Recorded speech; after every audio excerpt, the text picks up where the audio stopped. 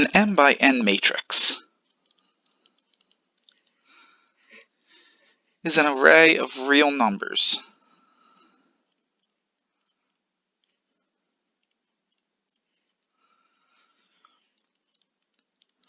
containing m rows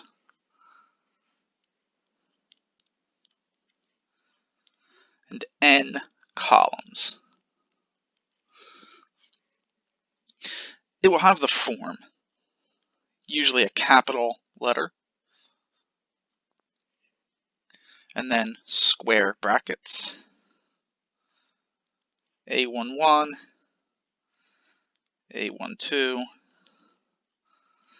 A1M, A21, A22, A2M,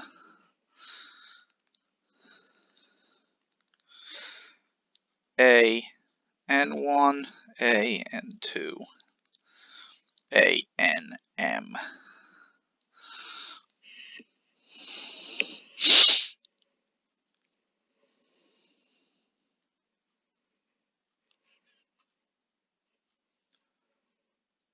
So this is column 1, column 2, so on and so forth. This is row 1, row 2, so on and so forth. So each Aij is called the Ij entry of the matrix. When studying the theory of matrices, we will typically shorthand this matrix as just Aij in the square brackets. It's a lot easier to write this than to write this.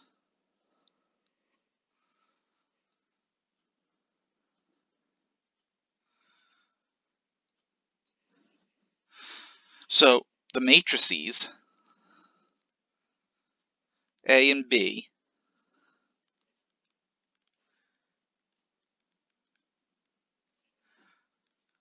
are equal if they have the same size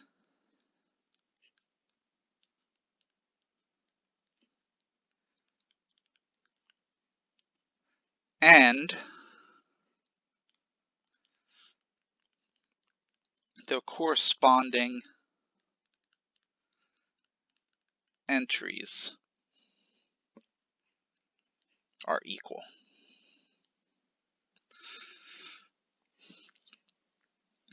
In which case we will write A equals B.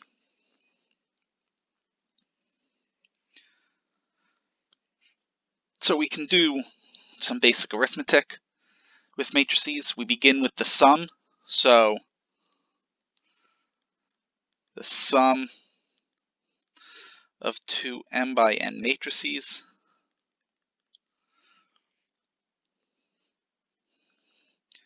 A and B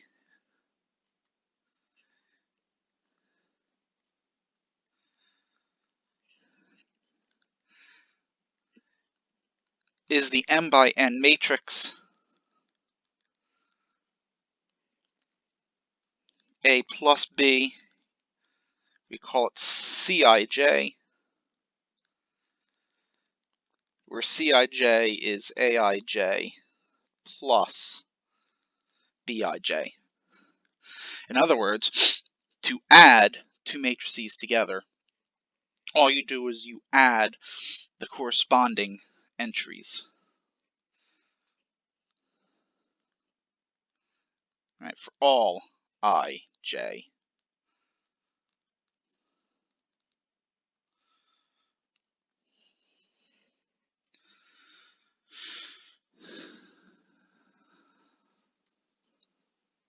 We can also multiply a matrix by a scalar.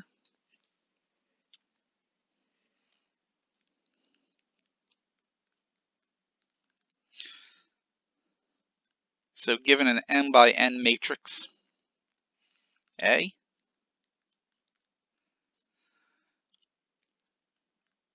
and a real number k,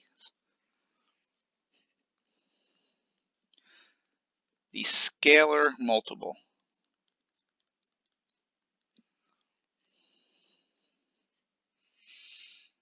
of A by k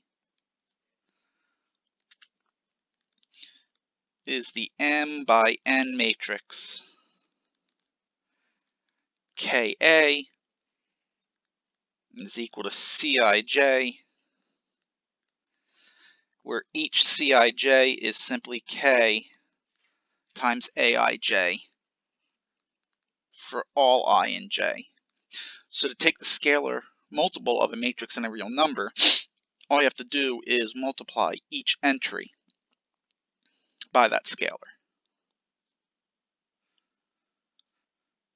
Now it's important to note, if I come back up to the sum, that you can only add matrices of the same size, right? So you can only add an m by n matrix to another m by n matrix. And so you wouldn't be able to add a 2 by 3 to a 3 by 2.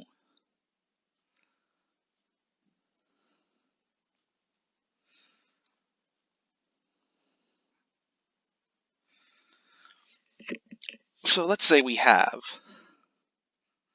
5 times the matrix 2, negative 3, 4, negative 1, and 1/5, 6. Well, this is a scalar multiplication. So all we do is we take this 5 and we multiply each and every entry by 5. So we get 10, negative 15, 20, negative 5, 1, 30.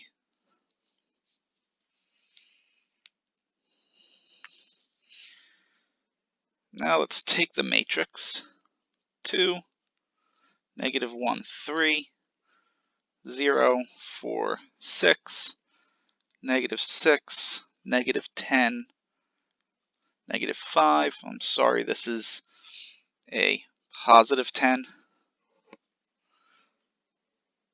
And let's add it to the matrix 4, 7, negative 8, 9, 3, 5, 1, negative 1, and 2. In order for this addition to be defined, these matrices have to be the same size. Well, they are. This first matrix is a 3 by 3. The second matrix is also a 3 by 3. This means that our sum will be a 3 by 3. And all we have to do,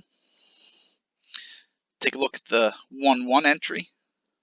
We just add the 1, 1 terms of the matrices. So it's 2 plus 4. And we do this for each entry. So minus 1 plus 7, 3 plus minus 8, 9, 7, 11,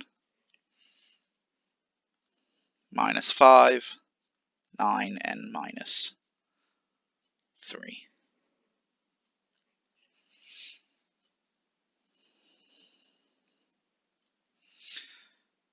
Another operation, which is new to matrices, is called the transpose.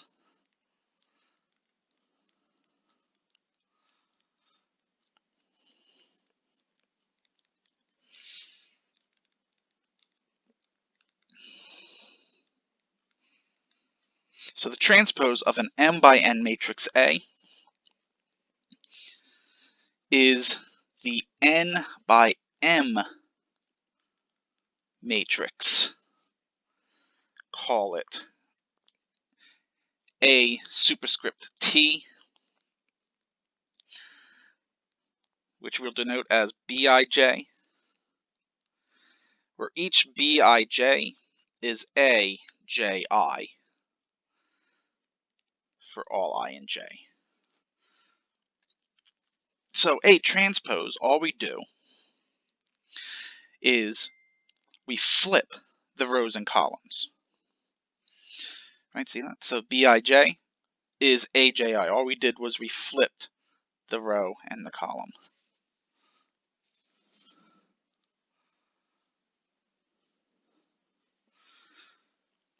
We can also multiply matrices. However, matrix multiplication works differently than just multiplying corresponding entries. So given an m by n matrix, call it A,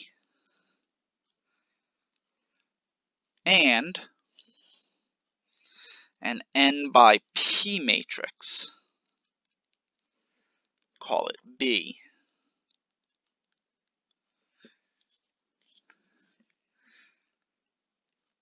The product of A and B is the m by p matrix A times B is equal, we can also just write it as AB, Cij, where Cij is equal to a sum. It is the sum k equals 1 to p of Aik B Kj, where I ranges from 1 to m and j ranges from 1 to n.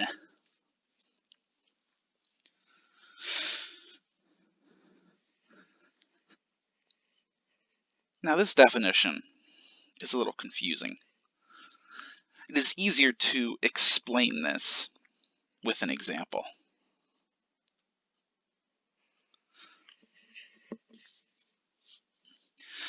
So we're going to have A is a 2 by 2 matrix, 4, 7, 3, 5, and B is the 2 by 2 matrix, 9, negative 2, 6, and 8.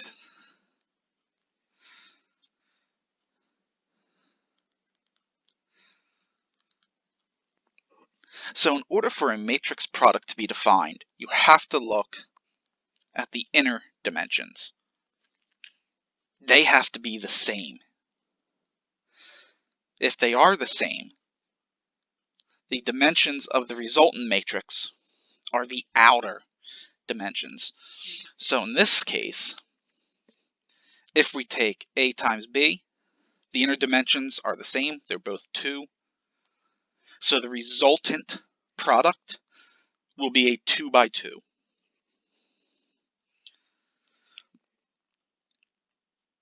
So we're now going to look for the 1, 1 entry of A times B.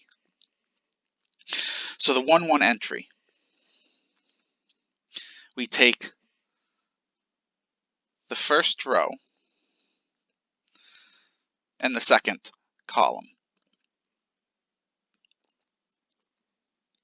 It'll be 4 times 9 plus 7 times 6. So 4 times 9 is 36. 7 times 6 is 42. 36 and 42 is 78. For the 1, 2 entry, we stick with row 1, but now we're going to multiply column 2. So it'll be 4 times negative 2 plus 7 times 8, which is 48. 2, 1, we now look at row 2 and column 1. So it'll be 3 times 9 plus 5 times 6, which is 57. And finally, we'll do row 2 by column 2. So 3 times negative 2 plus 5 times 8, which is 34.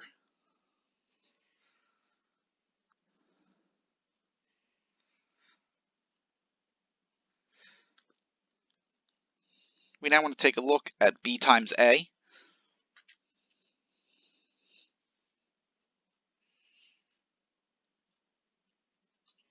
So this will also be a 2 by 2.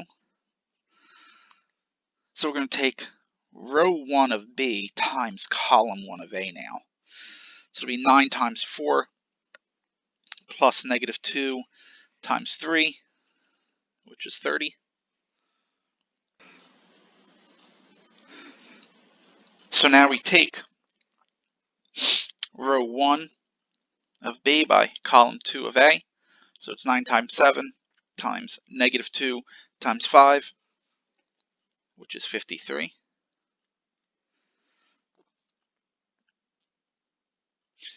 It's now row 2 of B by column 1 of A.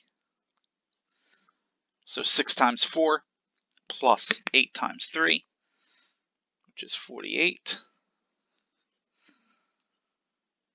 And finally, row 2 of B by column 2 of A. 6 times 7 plus 5 times 8, which is 82. Now notice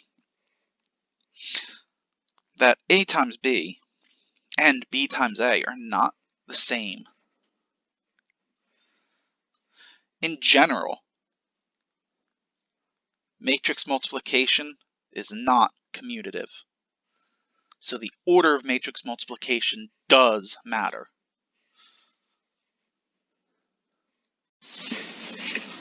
We next look at the identity matrix. The n by n identity matrix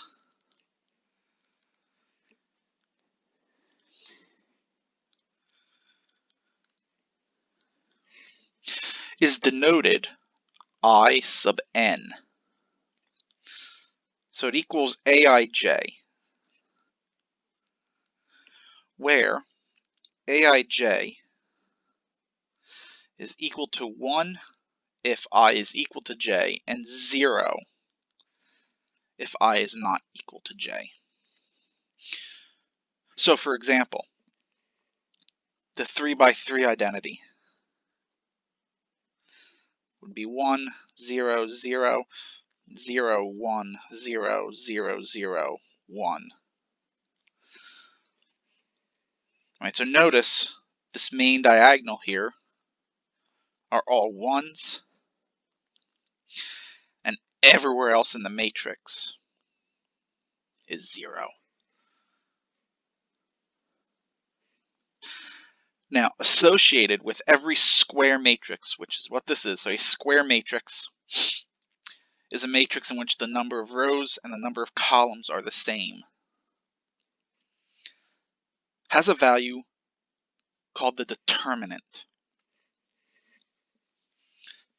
So the determinant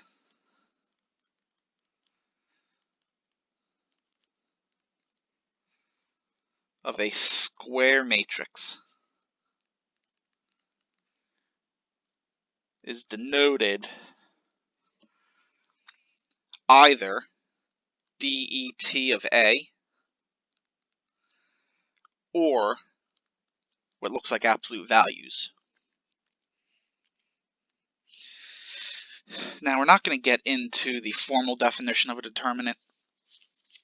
We're not going to really delve into the theory of determinants either. That is done in a standard linear algebra class. For this course, I'm just going to use an example to show you how to calculate a determinant. So we're going to calculate the determinant of a 3 by 3 matrix.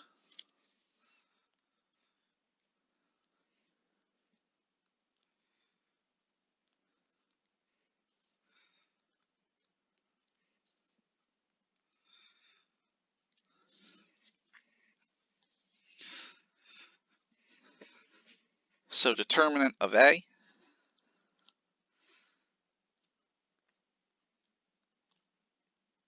when representing it in matrix form, instead of the square brackets, you just use the vertical bars. So the method we're going to use is called the method of cofactor expansion. Again, this is studied in depth in a standard linear algebra class. The basic idea is take this 1, 1 entry, and we're now going to multiply it by the determinant of a 2 by 2 matrix. The 2 by 2 matrix is the matrix obtained when you cancel out the first row and the first column. So we're left with this piece down here, this 2 by 2 matrix here. So 5, 1, 2, 4. We now subtract the 1, 2 entry times the 2 by 2 matrix that is obtained by eliminating the first row and the second column. So we're left with 2, 1, minus 1, 4.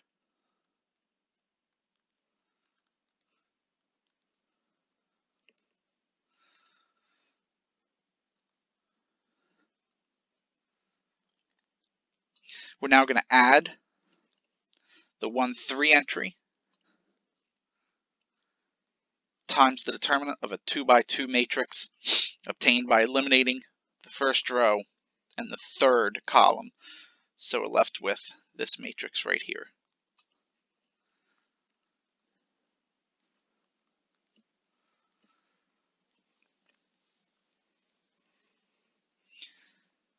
To determine a 2 by 2 determinant,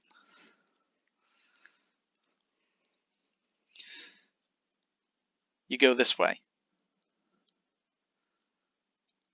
So this product minus this product. So it'd be 5 times 4 minus 1 times 2. And we do that for each of the 2 by 2s. So this would be 2 times 4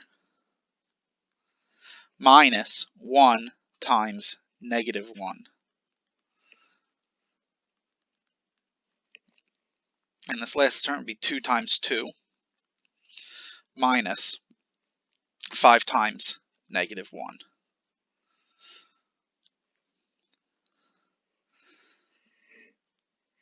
We wind up with 3 times 18 minus 6 times 9 plus 2 times 9. And that whole thing winds up being 18.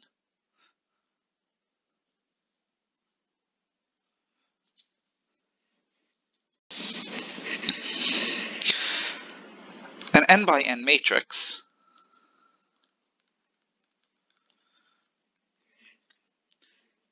is called non-singular or invertible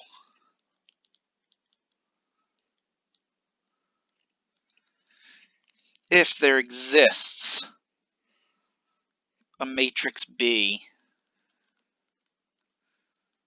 such that A times B equals B times A, which is the n by n identity matrix.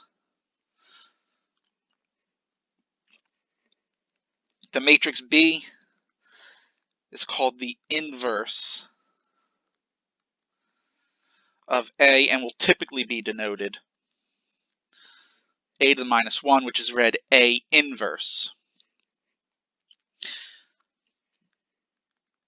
If no such B exists, A is called singular.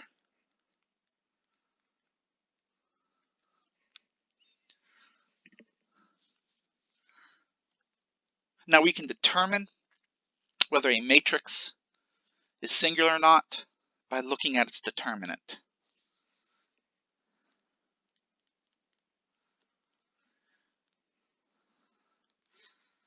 So we're going to let A be a n by n matrix.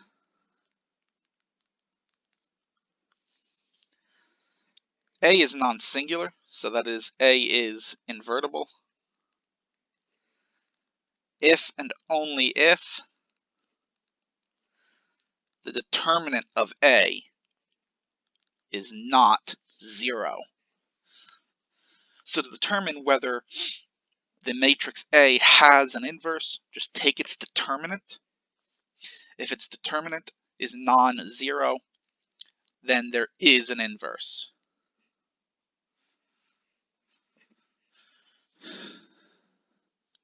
So how do we calculate an inverse?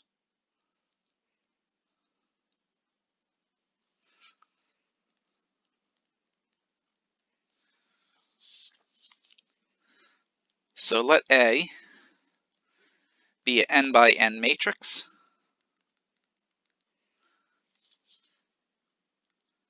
And let Cij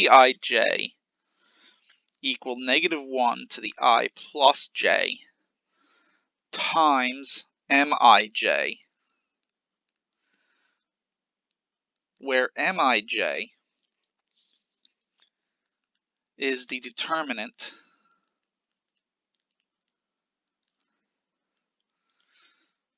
of the n minus 1 by n minus 1 matrix, obtained by deleting the ith row and jth column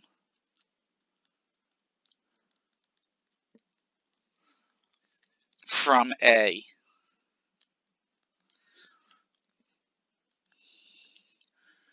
Then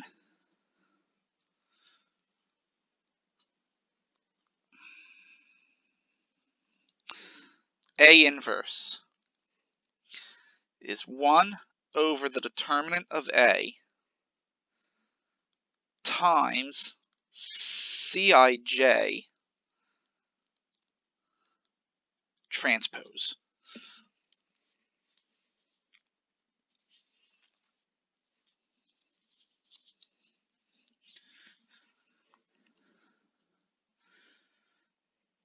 So we're going to look at how to do this using the matrix A equals 2, 2, 0, minus 2, 1, 1, and 3, 0, 1. So the first thing we want to do is we want to find the determinant of A.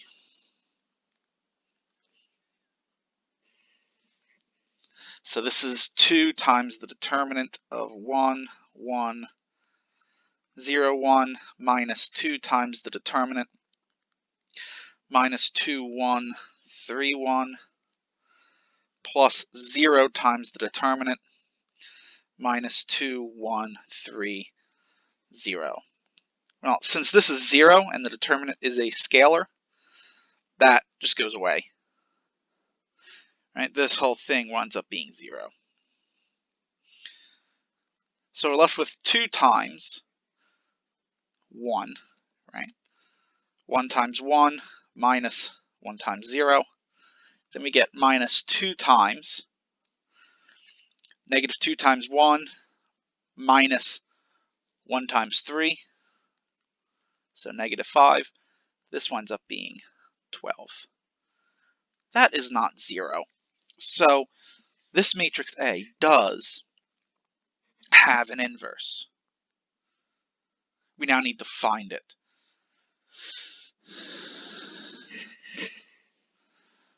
Right? So let's find C11 first. So remember, C11 is going to be the determinant of the matrix obtained by eliminating row 1, column 1. So it's this determinant right here.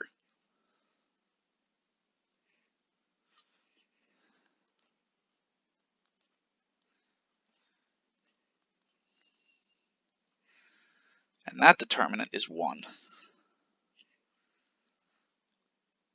Let's now do C21. Well, this will be negative, because remember it's negative 1 to the I plus j, so negative 1 to the 3, of the determinant found by eliminating row 2, column 1. So it'd be 2, 0, 0, 1. This determinant is thus negative 2. C31, 3 plus 1 is 4, so this will be positive. The determinant, we now eliminate row 3, column 1.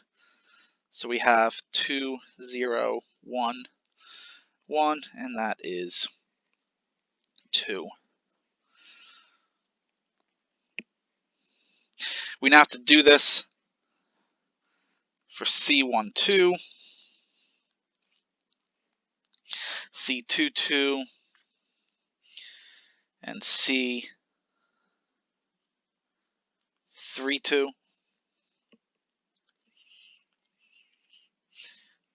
Right, this is done the same way. C12, you eliminate row 1, column 2. Well, that was this determinant here. That was negative 5.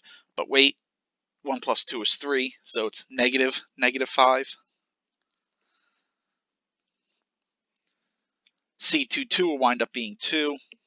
C23 will wind up being 6. I'll let you do the determinants on your own. And then finally, we would need C13, C23, and C33.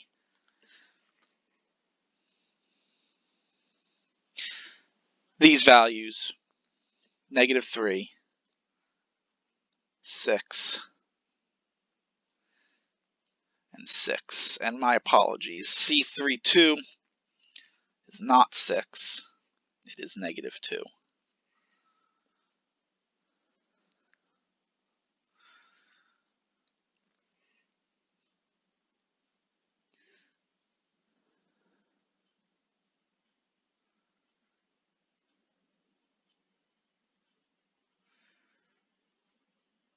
So we now form our matrix.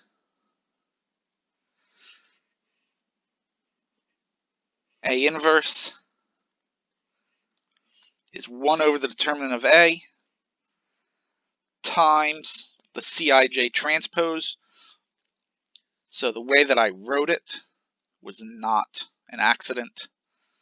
This is row 1, this is row 2, this is row 3. So this matrix is 1, negative 2, 2, 5, 2, negative 2, negative 3, 6, 6. So all we have to do is now distribute that 1/12 in. So we get 1/12, negative a sixth,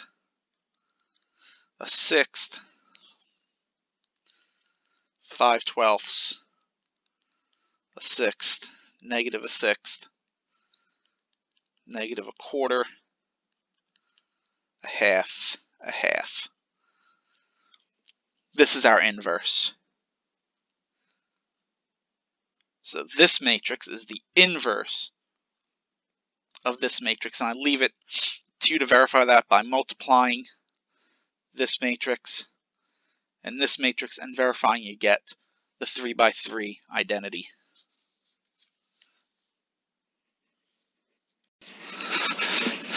Finally, we look at how to do calculus on matrices.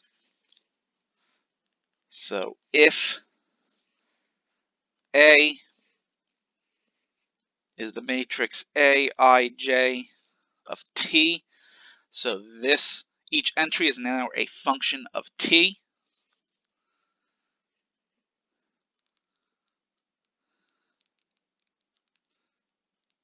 More specifically, the entries are differentiable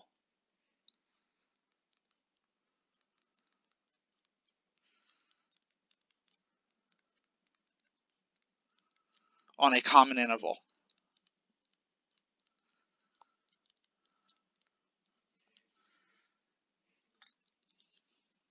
Then, what we can do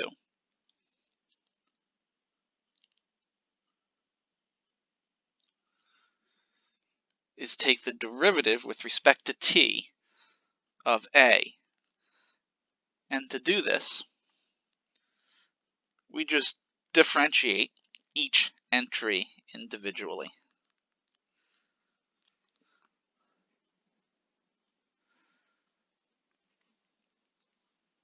Likewise,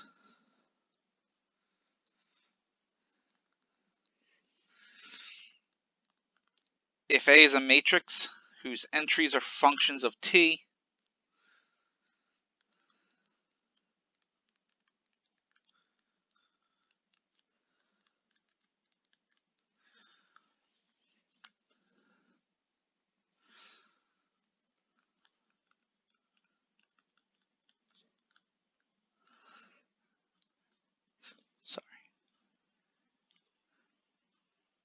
more specifically, they're continuous on a common interval,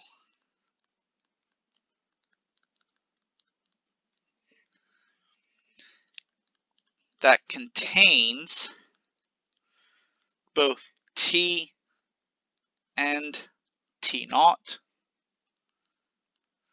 then the integral from T to T naught of the matrix A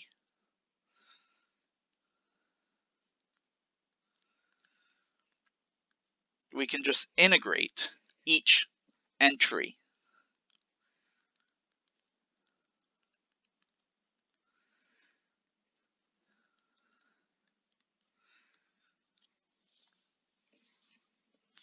So to differentiate a matrix, you just differentiate each entry of the matrix. To integrate a matrix, you just integrate each entry of the matrix.